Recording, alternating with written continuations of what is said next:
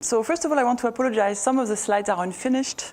I tried desperately this morning in the train from London to finish them, and I couldn't.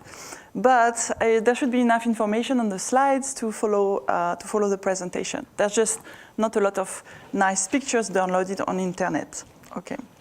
So the brain is an efficient and robust adaptive controller. So it's actually the first time I do this presentation. And what I'm going to show is that by combining two basic theories, one that is borrowed from information theory, that is called efficient coding, and another that is borrowed from engineering, which is called an adaptive controller. If you put these two things together, you can solve a lot of problems that have puzzled the computational neuroscientists when it comes to dealing with learning in recurrent networks. And also, you can explain a lot of very puzzling aspects of neural activity in the brain, in particular, its huge variability.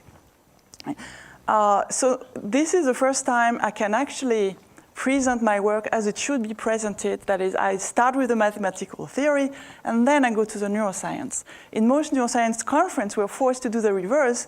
We do the neuroscience, and then some vague notion of the theory. So it's actually a pleasure to do that today. But there will probably be typos in the equation, so if you pay attention, you will find them. All right, so this is where the slides are unfinished. This is the introduction.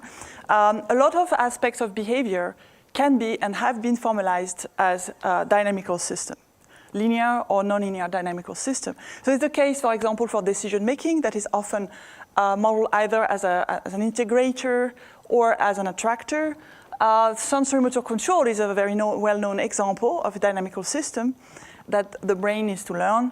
Line attractors have been used to model working memory, etc., etc., etc. So this is actually a very general problem, how the brain may implement and learn this dynamical system. Another missing figure. One of the big problems in learning in this dynamical system is that to do so, you usually require recurrent neural networks. That is, networks that have recurrent connections between the different neurons.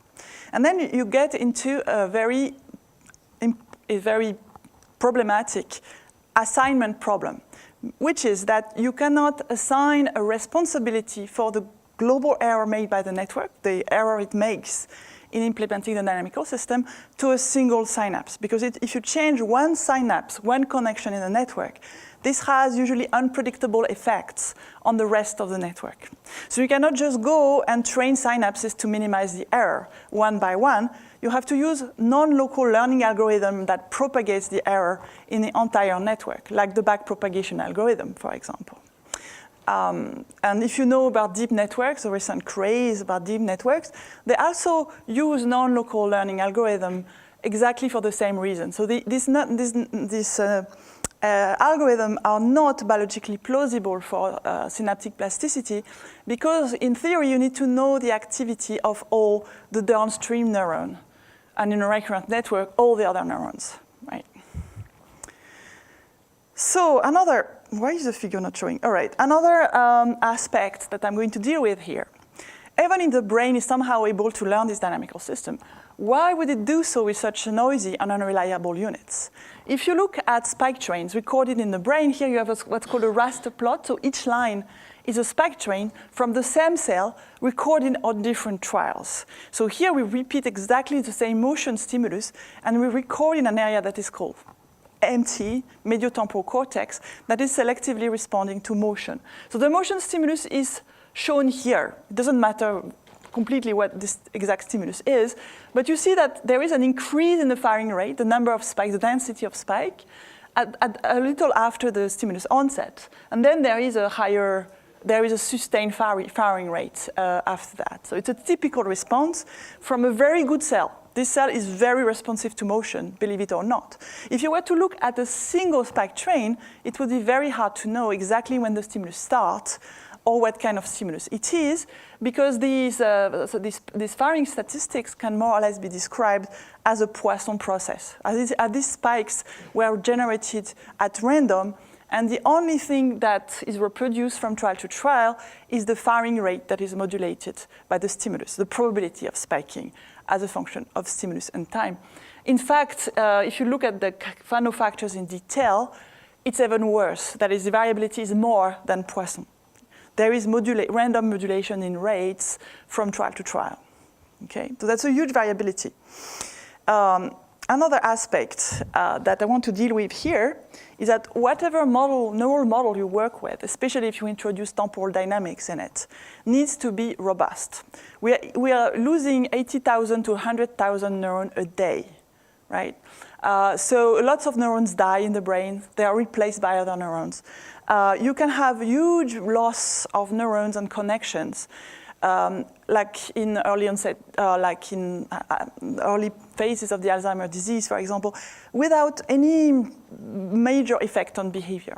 Right? So the system needs to be robust to major perturbation, noise, death of neurons, etc., etc.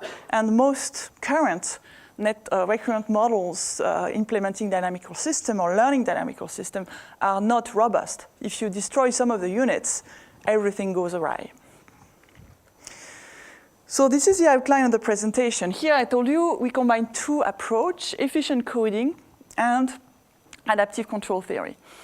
And what we will obtain is a spiking network that can learn a dynamical system with local plasticity rule while being as parsimonious, that is, as generate the smallest possible number of spikes necessary to approximate the dynamical system with a given accuracy, and as robust as it can possibly be. And this approach has far-ranging implications for neuroscience. In particular, it predicts that, in fact, despite this apparent variability of spike train, the underlying neural code is precise and spike-based. So spike timing actually matters. There is a crucial role of what's called excitatory inhibitory balance. If you record in a cortical neuron pretty much everywhere in cortex, you will find that if you show a stimulus or if you activate that neuron by showing up with a task, you find both increase in excitation and inhibition. And inhibition may trail excitation a bit, but overall the level of excitation and the level of inhibition are co-modulated. So it's a bit like the brain was pushing on the accelerator and the brake at the same time, instead of pushing the accelerator, releasing the brake, or pushing on the brake and releasing the accelerator, right? So it does both at the same time, excite and inhibit the neuron at the same time. And we'll see it's crucial for the efficiency and robustness of these networks. Global functions we show can be learned with purely local synaptic rules. And an important prediction is that feedback, so in general in the brain, something like 80% of your connections are feedback. That is, instead of going from sensory areas to motor areas or sensory areas to high-level associative areas, they go the other way.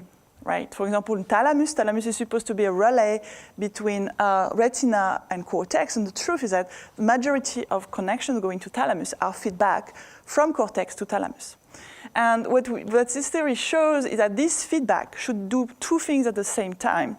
It should drive neural activity, it should influence neural activity, but it should also modulate learning. Right? All right.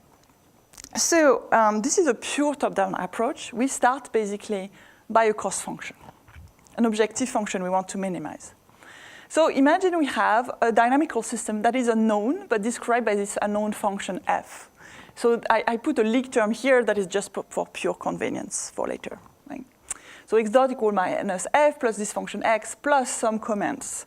And these comments are going to be the input to the system. Okay. So for example, in motor control, you could see that as the motor command sent to your arm, and you could consider x as the state of your arm. And if you want to learn how to predict the trajectory of the arm based on motor command, which is crucial, it's called the forward model, and it's crucial for motor control, then you need to learn this dynamical system. And our objective is to build a network that constructs and estimate, a dynamic estimate x hat of this underlying variable x. But it just does not do that randomly. It does that by minimizing an objective that is made of the error the network makes on average, and a cost which penalizes high neural activity. So this cost can take general form. Here I use the quadratic cost. Of course, we have to define how this estimate comes from the network, how this estimate is extracted, from the network. And so we are going to use a linear code. The rationale behind using a linear code is that it would be extremely efficient, extremely easy to extract information simply by doing synaptic integration of the spike train. So a postsynaptic neuron summing all the spikes and convolving it by a synaptic filter would be able to simply extract the variables represented by the system. So we impose a linear decoder here, and we can also train the decoding weights. So given the statistics of this dynamical system, we can actually minimize this objective. Is that clear? Yeah. So a little bit more concretely, we have a recurrent network in the middle. We provide this recurrent network with common inputs, C of t. We want this the output of the network represented by this red line here, which actually is a sum of filtered spike train, to track the underlying real dynamical system in blue. And we want to do that as precisely as possible with the minimum number of spikes. So the spikes are providing a discretization, a discrete approximation of the underlying dynamics. Okay. And we want to learn those connections such as that the network learns and is as efficient as possible. So to understand what's going on, we need to cut the problem in two pieces. One is efficient coding, and the other is this dynamical learning. So when it comes to efficient coding, we are going to consider the simplest dynamical system possible, which is just a leaky integration of the command signal. In that case, you have an input command C, and you want to output a leaky integration of that command C. How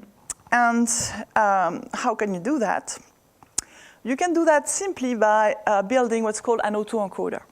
Turns out that this autoencoder is actually minimizing the cost, the objective function, x minus x hat squared plus the cost. Okay. So the common variables are fed to the network through some feed-forward weights, f. And we've seen that there is a decoder D, right? And this decoder you can see as in two different ways. Remember, if you apply this decoder to the filtered spike train, there's the first typo here. No, that's not a typo, sorry. If we apply the decoder to the filtered spike train, we recover this variable x hat. But we can also apply the same decoder directly to the spikes. The rates are leaky integration of the spikes. So we can also see this network as given a spike-based approximation of its command signal. That's why it's called an autoencoder. It just does nothing else than encode and decode its own input. Okay. How you can do that? Well, what you can do is, instead of considering a recurrent network here, you're going to construct a system like this, where you have unconnected neurons this time, just integrating fire neurons, just spiky neurons. They receive as input C, but there is a suppressive feedback here, which subtracts from the input the reconstruction of this input by the network. So the effective input to the network is C minus C hat being a feedback from the network output. Right? We can do that. We end up with an unconnected network, but with a negative loop here. So why is it efficient? It's efficient because it's going to respond only when there is a difference between C and C hat. So it is only going to respond when there is something to correct, when it's necessary to fire in order to minimize, to make the error C minus C hat smaller. So I don't explicit here, but if we had a little penalty to each neuron, we can implement, the penalty could be adaptation, for example, or raising threshold. This penalty is sufficient to implement pretty much any cost we want to introduce in this efficient coding. So we both minimize we both maximize the precision by minimizing this error is actually this network is actually minimizing its own error automatically, but also we minimize the cost if we do that. Sorry, do you assume anything about the input? Here I don't assume anything about the input. The input could be any time varying variable. It's not a statistical model. Eventually, when we train the feedforward and decoding weights, of course, they're going to depend on the statistics of the input. For the moment, I assume they're fixed. So this negative loop can be replaced, of course, by recurrent connections. D minus times F gives minus FD as the recurrent connections. So to this autoencoder here, there is an equivalent recurrent autoencoder. So what we have derived here are the recurrent connections which will make the network as efficient as possible in implementing this leaky integrator.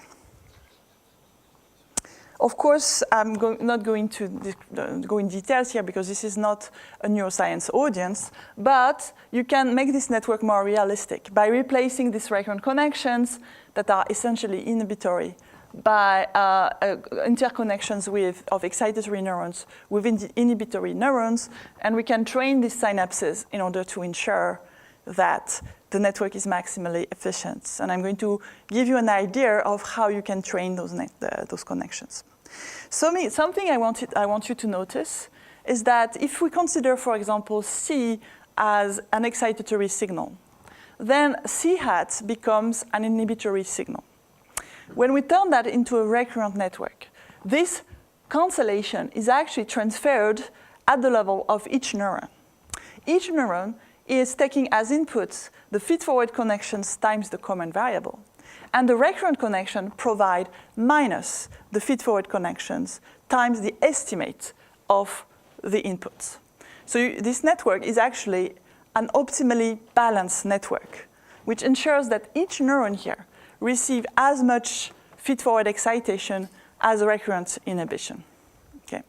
So if it turns out that if you train a network to be as balanced as possible, such that inhibition predict and cancel excitation, this is equivalent to training this autoencoder, so it's purely local and purely unsupervised. Right. But I want first to delve a little bit into the type of representation you get with this autoencoder. So first of all, notice there are usually far less input signals than there are neurons. So what happens if you have more neurons than input signals? Presumably, all these neurons will share the work of representing the input signal. So when they share the work, this is what happens. Here, this example, very simple example, we just have all the decoding weights are equal to 1, which means that all the recurrent connections are equal to -1. So what we have is a bunch of neurons that just inhibit each other. Let's imagine we represent a constant variable here, x. Right? So we constantly provide inputs such that we have constant variable x. What would the estimate x hat look like? Well, each time a neuron spikes, this has a decoding weight, a +1, to the estimate x hat. Okay?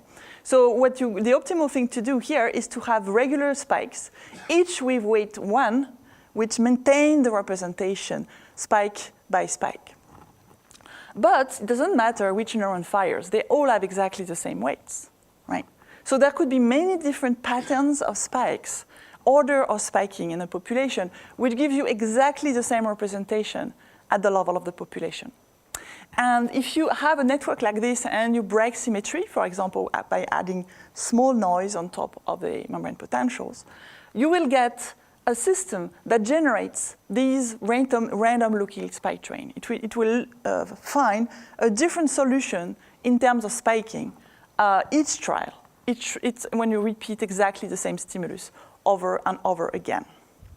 Each neuron here looks like it's randomly firing because the actual order at the level of the population varies completely from trial to trial.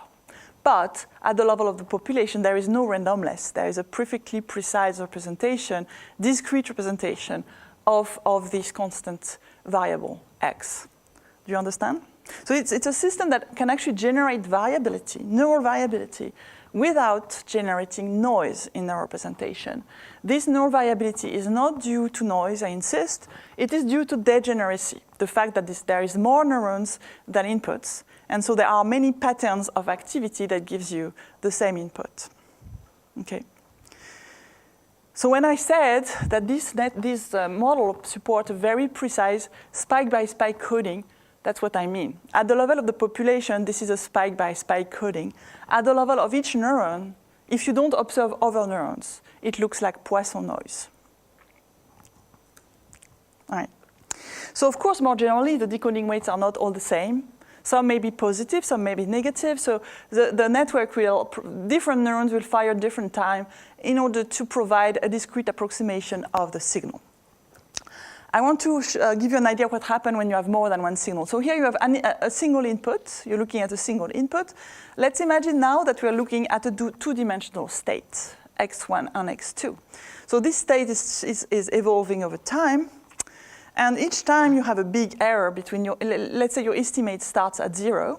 And then because your actual variable changed and get away from 0, eventually it will become necessary to fire a spike.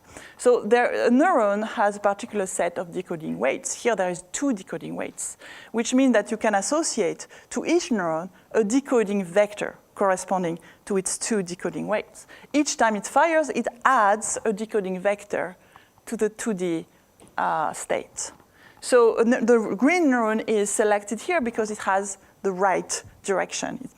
It decodes in the direction of the signal, and so on and so forth. So regardless of the number of input variables you have, the network will track them by adding little vectors each time that it's necessary in order to keep the error small.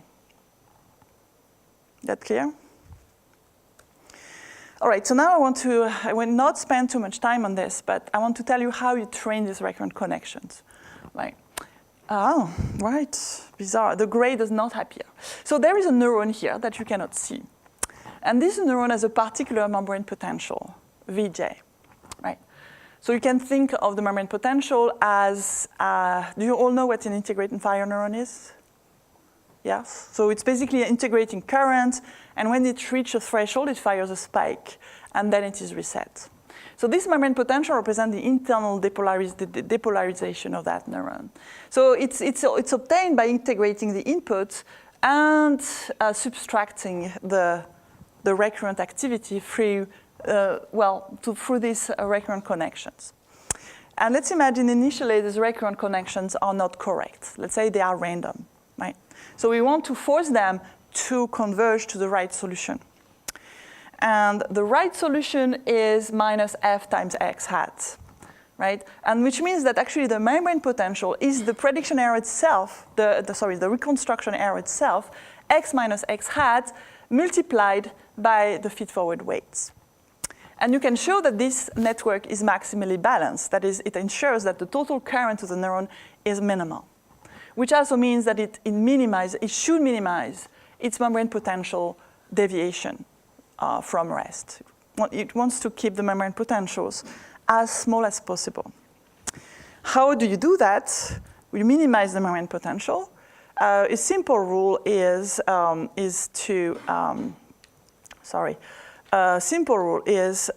that each time you have a presynaptic spike here from neuron I, these are the recurrent connections, right?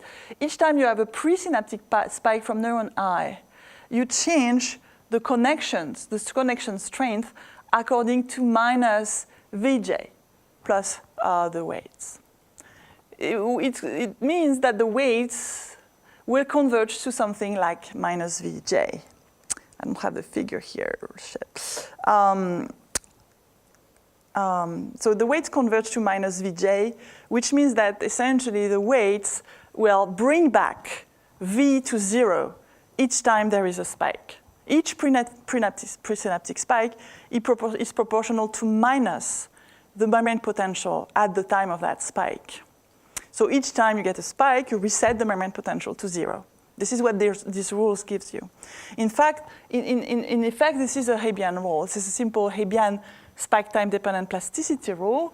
whenever I spikes, the weights are changed according to minus Vj. So it's presynaptic times postsynaptic, and it's actually anti-Hebbian. So it's proportional to minus the product of presynaptic activity and postsynaptic activity. When you turn that into a network of excitatory and inhibitory neurons, then it becomes Hebbian plasticity for inhibitory synapses. And there's a lot of evidence that there are Hebbian plasticity at the level of inhibitory synapses. That is, if there's a presynaptic spike from an inhibitory neuron and a postsynaptic spike from an excitatory neuron, the synaptic weight in nearby almost simultaneously, then so if the presynaptic inhibitory neuron is active at the time of the when the postsynaptic neuron is depolarized or active, then you will enhance the weight of the inhibitory synapse. So this is exactly what you want to train those connections. So I won't go into the detail here, but we can also train the feed-forward connections. So once we have trained the recurrent connections, remember this network as this structure, right? Sorry. So it has a set of recurrent connections, which we train using this anti-Hebbian rule, and it has a set of feed-forward connections that we need to train, that we need to adjust to the statistics of the input in order to make the network efficient. And so what we have is the optimum is actually to move each synaptic weight, each feed-forward weights from each neuron in the direction of the signal that made it fire. So this time it is Hebbian learning. Each time J spikes, so this is neuron J here. I'm sorry that some of my figures don't appear here for some reason. But this is neuron J, and when neuron J spikes, then its feed-forward weights are reinforced according to the input signal xk. Right? So what it's doing is that it's going to move the feed-forward weights in the direction of xk, and there is a corrective term here which takes into account the correlation in the input signal. It is also a local term. It is basically the correlation of pre-synaptic input with postsynaptic current. Okay. So you have essentially the difference between the inputs and the correlation of pre- and postsynaptic current. What does that do? And don't have this, there's missing figures here. What it does is that it basically forces the neurons to cover the input space uniformly. There is two effects that are competitive on this feed-forward weights. One is pushing the connections in the direction of the signal, so it tells the neuron, push your weights in the direction of the signal, but the recurrent connections are competitive, and they say if one neuron fires, then another you should not fire. So what it does is that it's pushing the decoding weights away from each other. So the decoding weights go in the direction of the inputs, but only for the neuron that actually fired. And all the other neurons are prevented from firing. So if effectively this repulse, there's a repulsion between the different feed-forward weights, which end up being also repulsion between the different decoding weights. So if your input signals are uniformly distributed, there is no preferred direction. So here you should see a ball representing a uniform distribution, or like a central non-structured distribution of x1 and x2. Then the network will learn to cover uniformly the input space. Okay. If, on the other hand, there is axis of maximum variance or direction that are more frequent than others. So for example, here, the signal, the variable moves more often in this diagonal direction than it moves in the other diagonal directions. Then the network will pick that up, and it will put more decoding weights in the direction of the most frequent direction, in the most frequent signals. Okay. So this makes coding efficient because it devotes more resources to frequent signal than to infrequent signals. The interesting thing is that it makes direct prediction for the type of representation you expect to see in population of neurons. So here what I plot is the firing rate of a bunch of units, these units that have these decoding weights, as a function of the direction of the input, right? So you make the input move in different directions. It would be, for example, equivalent to showing to a visual cell with a particular receptive field gratings of different orientations. Would be doing something very similar. So if you change the direction of your signal, then you get the bell-shaped tuning curves that peaks at the position, at the direction of the decoding weights. So it looks very much like a coding called population vector. So those that know that. But if you have axes that are more frequent than others, some stimulus are more frequent than others, then for the frequent stimulus, the tuning curve will be denser, there will be more neurons, and they will be sharper. They will cover less of the input space. The change in gain depends on the detail of the distribution, but overall, this is what happens. You have a more dense coverage of inputs that are more frequent. All right. How am I doing on time? 20 minutes, all right.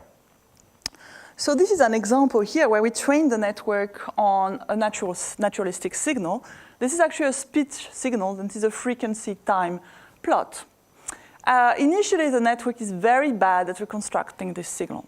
Right? If you look at the outputs, this is the reconstruction before learning, and if you look at the spike trains, they're highly correlated and very uninformative about the stimulus.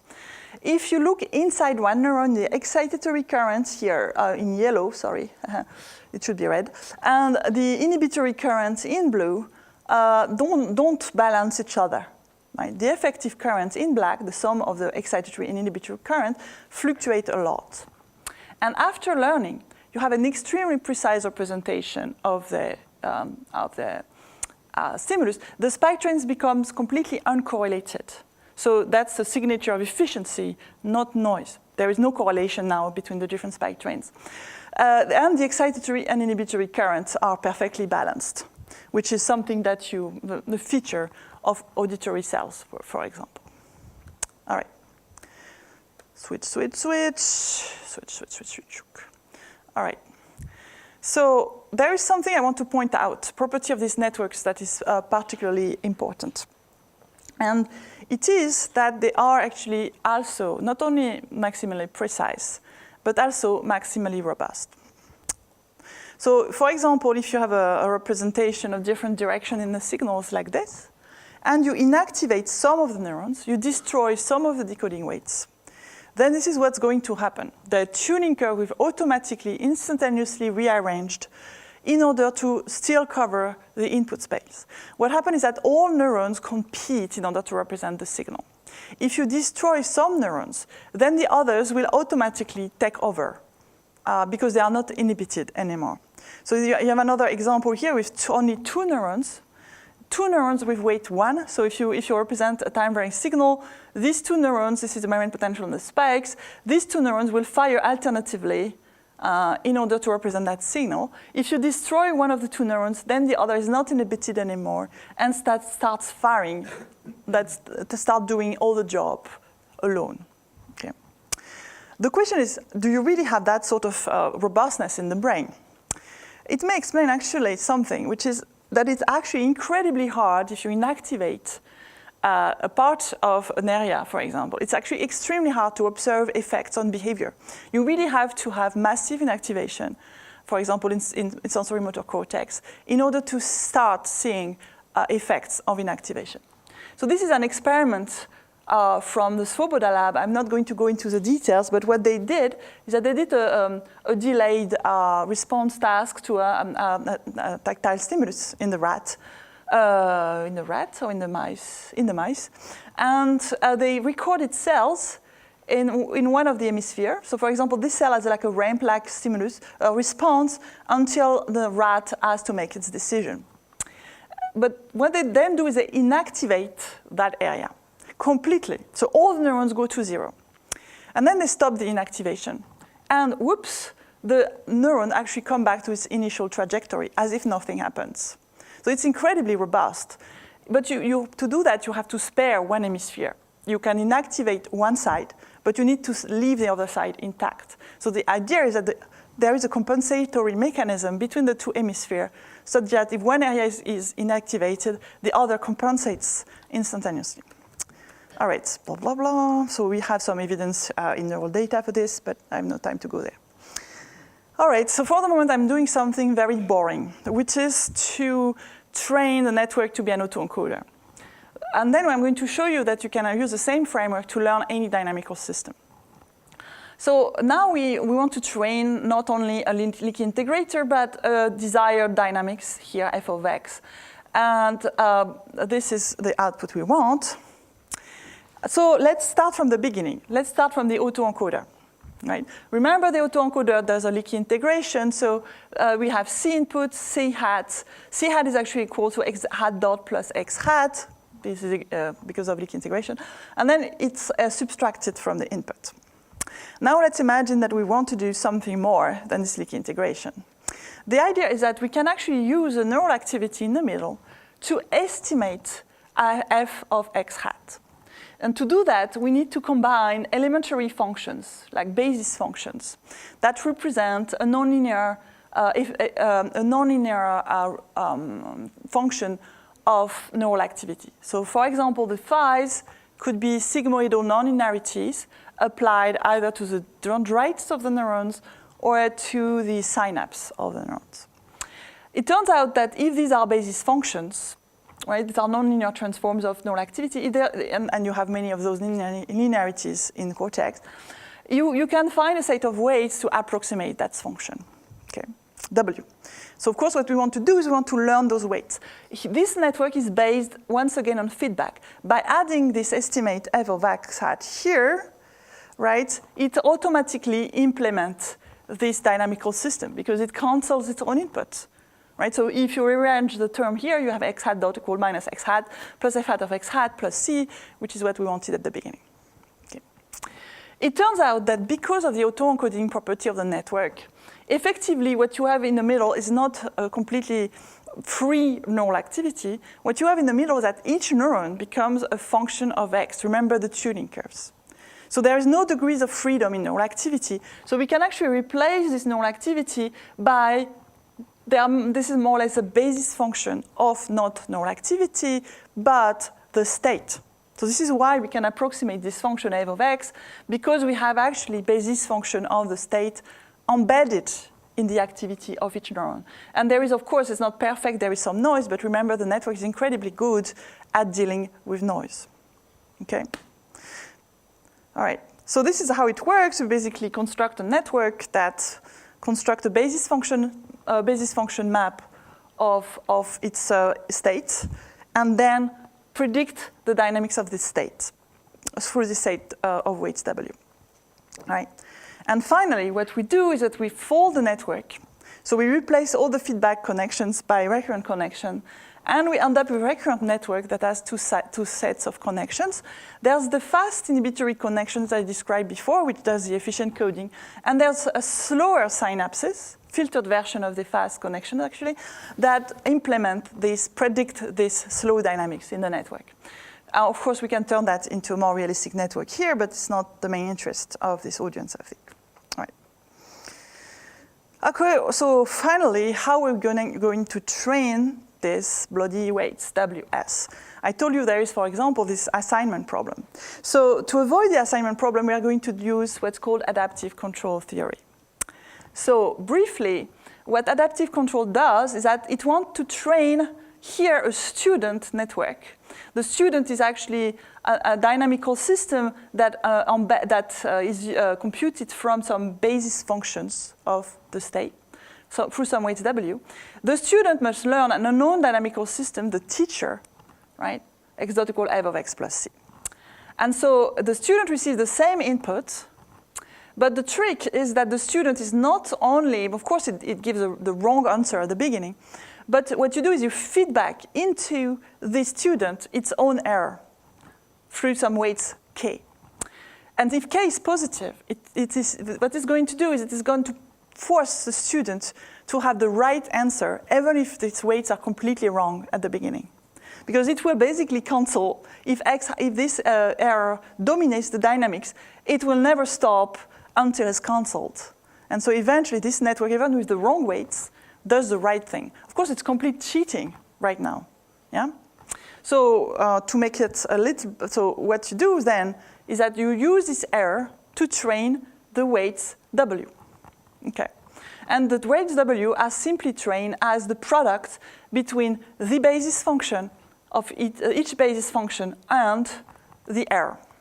So it's actually a local rule in a sense. Okay? The advantage of using adaptive control is that this learning ensures there's basically a Lyapunov function. I won't go into the details. And you can actually, it actually guarantees that the weights will converge to the true weights. So if there is a set of weights, W true, that approximate optimally the function f, then the network will find them. Of course, it's not really a recurrent net. It's not really a neural network for the moment. So what we do is we basically turn our spiking we turn our spiking network into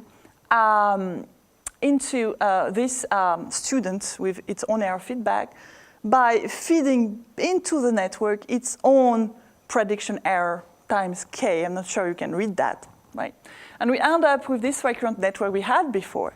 But in addition, we feed back into the network its own error, its own error between the actual trajectory represented by the network or decoded from the network and the trajectory used to train the network. All right. And so we turn that into a realistic model, and this is what we get. We get some circuits that are composed of excitatory neurons and inhibitory neurons, and the inhibitory connections are trained according to the product of presynaptic spikes times postsynaptic membrane potential. And the slow connections are trained as a function of the correlation between the presynaptic rate and the postsynaptic error feedback. So here, for example, we have a neuron that receives a big error feedback because the network is very bad, because it has wrong connections initially. But as you train the connections using this simple rule here, eventually the weights become correct and the error becomes so small that eventually the network becomes completely autonomous. We can remove these feedback connections and it does the right thing. All right. So just a few examples to finish. For example, here we trained a damped oscillator. We basically used a linear basis function because we wanted to have an exact expression for the weights Ws. And we find that the weights Ws are learned perfectly, as well as the weights Wf. Of course, it's more interesting to learn a nonlinear dynamics. So for example, here we learn a bistable attractor with nonlinear basis function. So this has basically nonlinear dendrites. And initially, it does not have an attractor. And eventually, if we give noise to the input, it will converge to one of two possible states. It's a bistable attractor. And if you look at the spikes, they are also Poissonian. And the network also inherits the property of robustness that we showed before. And finally, we can also implement more interesting things. Like, for example, we model a little walker here with 36 different points. So it's a guy walking with different markers, right? So it has complex trajectory. The network can reproduce this, to learn and reproduce this trajectory perfectly. But there is something that is even more striking, which is that if you inactivate the network, so first of all, the number of spikes here is incredibly small compared to the complexity of the dynamical system we implement. Second of all, there is also not that many units. So here there's 50 neurons, and here there's 200 neurons. And at the end, you can actually inactivate half of the neurons. And the other half compensates such that the trajectory is still represented by the network. So the network is extremely robust.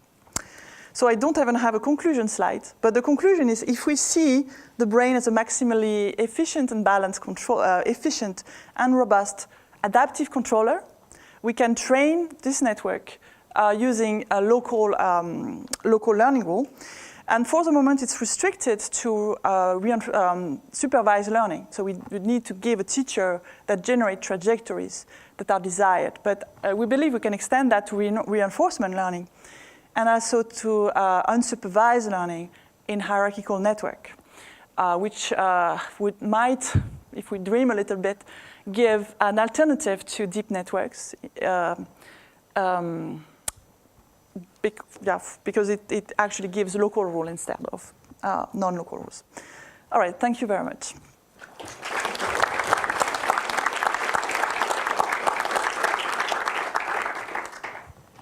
Anybody has any question?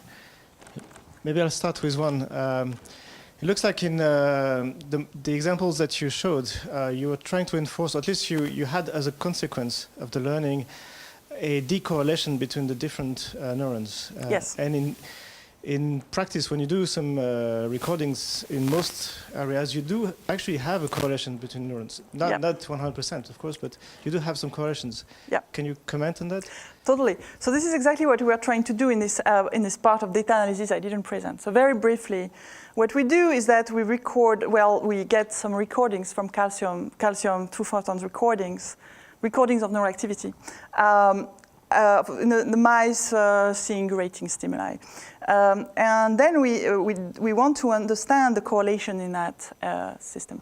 And we find massively positive correlations, which are completely antithetical. They contradict efficient coding completely. But then what we do is we separate the sources of this variability. It turns out that all this positive correlation pretty much can be explained by a commodulation of all the neurons, by a mysterious signal that has nothing to do with the stimulus. So this signal is just, you can see that as a random signal, a shared signal by all the neurons, one-dimensional. And because neurons of similar selectivity tend to be similarly coupled to that underlying signal, could be due to upstate, downstate, or things like that, then they become positively correlated. But once you extract this signal, you end up with what is the actual pairwise interactions between neurons, and you find that this is the opposite of when people report or consider is the case in cortex. So the functional connections between neurons of similar selectivity is actually negative, as if they were competing with each other. So it may be that we don't see this because there's this massive positive correlation introduced by probably something like balance amplification, something that is due to excitatory, inhibitory networks and noise. So I'll get back to my questions about the input. Presumably some input statistics are much harder to learn the connectivity for than others. So do you have any feeling for what is hard and what is not hard in terms of the input, and how does it relate to what we actually have in the systems you're looking at as natural inputs? So we can mathematically derive the optimal weights in the case of Gaussian distributed inputs, of course. And then we find a perfect match between the train weights and the learned weights. We can play games and give, for example, sparse inputs. And we can have a sparse cost, which is the total amount of neural activity, for example. And then we can only simulate and see what happens. So in that case, you have a concentration of weights in the sparse direction, the direction of maximum variance. So it looks like the network can adapt to different distribution. It does not always do this kind of circular coverage, but when there's very sparse distribution, so for example, a sparse distribution would be when most of the variance, so imagine this is not the signal, blah, blah, it's x and y, x1 and x2. If most of the variance were at along x1 or along x2, and pretty much nothing in between, then all the weights point either in direction x1 or in direction x2. That's an example. Right. And natural signals are sparse or? Natural signals are sparse, I would say. I mean, these speech signals are a bit spatial. They are highly structured, and we don't include all the patterns of silence, so they might not be as sparse as a visual input, for example. When we train this network of natural movies, we find simple cell-like receptive field. How surprising. Gabor's like everybody else for pretty much everything. But the interesting thing is that they exactly have the same shape and properties than when you use Olshausen and Field sparse coding algorithm, right? So it does sparse coding when on visual image. Hi. Can you comment on the coding capacity of this kind of networks? the number of elements, number of connections, and number of stimuli, how do they correlate, if they do? Yes, so if you allow the network to be all-to-all connected, of course it's not super realistic, then the capacity is of the order of the number of neurons. So you can train a dynamical system of dimension up to n divided by 2, where n is the number of neurons. It's divided by 2 because neural activity cannot be negative. Yeah. Spikes cannot be negative. Spikes are just, cannot be negative. So that's a huge capacity. Of course, if you had noise or sparsify the connections, have delays, the capacity goes down, but it still scales linearly with the number of neurons, right? So that's why we can implement this complex dynamical system with this very small number of neurons. So for the walking example, for example, the effective dimensionality of the input is of the 4 or 5. So we can do that with 50 neurons. Yeah. For the auditory signal, it should be 25 dimensional, but it's true. It's probably something like 4 or 5 dimensional. We haven't looked at it. We haven't not PCA. We should do PCA, and you can do that with 60 neurons. Yeah. I'm not saying the brain does that with so few neurons, but the capacity is huge. The brain is probably representing simultaneously many dynamical systems.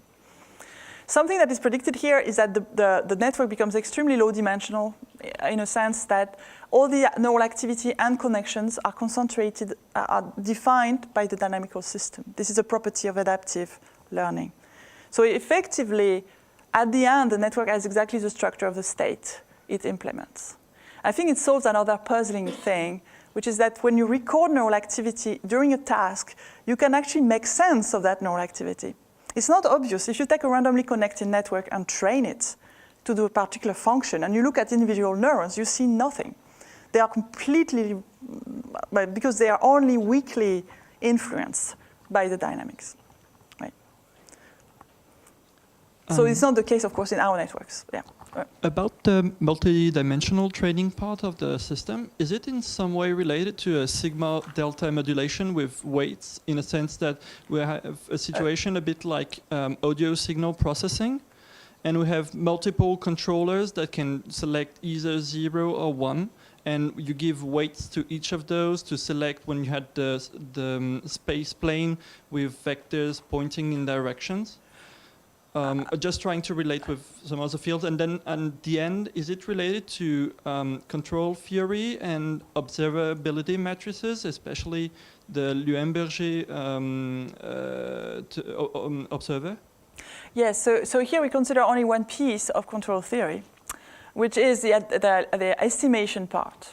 This is estimation. This is control theory for estimation. We are not computing the controller. But this framework could easily be extended to control by training as well as the controller as well. There are also local learning rules for that. I think we could translate that directly into spiking network. We haven't done it yet. So I don't know if this is related to what you were saying. Something else that could be related to what you were saying is that we also are thinking of using this network for unsupervised learning. So basically there would still be autoencoder, but they would represent dynamics of their signal, not only their signal. Hi, I was wondering about the connection with deep networks you mentioned at the end. Oh yeah, it's a bit vague for the moment. There's a nonlinear transform that which usually is in the deep networks, but is there any nonlinearity in your model that can capture similar functionality? So I'm going to get into the level of pure speculations here. You note that not many people, probably nobody really understand what a deep network is doing. Somehow it miraculously solved the problem of overfitting. So first of all, in deep networks, learning is non-local, which makes it difficult to match to actual biological network. But also, it should suffer from overfitting because there's many parameters, and you should never have enough data to train all these parameters. Okay, so it works for some reason with 200 layers. It doesn't work with 10 layers. I don't know why. Okay, what I think control theory we could bring is that it would first give you local learning, and it would also be efficient, and it would avoid overfitting. the adaptive control avoids overfitting. It converges to the true weights. Right. So at the end, all the connections are controlled by the dynamics itself. So the idea is that if we fed back their errors into hierarchical networks, they would not even have to be deep.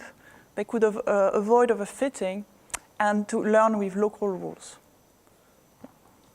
and be efficient and robust. Yeah. But I'm not sure. I mean, we have just started working on that. So I have a follow-up question from following Alexandra's question about what kind of functions can be learned. I was wondering if you could learn high-frequency filtering of your signal, because intuitively it looks like it's not simple due to noise, to your neural variability. Have you tried? Yeah, you're totally right. So you can learn very, very fast signals in theory because these stepwise, the spikes are basically instantaneous. So they can represent instantaneous changes. But let's see. So we can represent, for example, signals that vary much faster than the leak in the membrane potential. Yeah. But this assumes instantaneous synapses. As soon as you have a delay in your synapses, there is a limit in the temporal precisions that you can actually achieve. So if you have delays in your synapses, the maximum time, the maximum precision you can achieve is of the order of a gamma cycle, if you know what I mean. There's gamma oscillations in the brain that are due to inhibition, so that's a few tens of milliseconds. Could you learn, like, for instance, the derivative of your control signal? Yes, we can. We have. Yeah. Okay. Thank you. Sorry, you can learn a leaky derivative. Sorry. She wants to have. No, but I just want to have said, no, it's because it's wrong. Yeah, it's a leaky derivative. Sorry. Okay, Yeah. thank you again, Sophie. Yeah.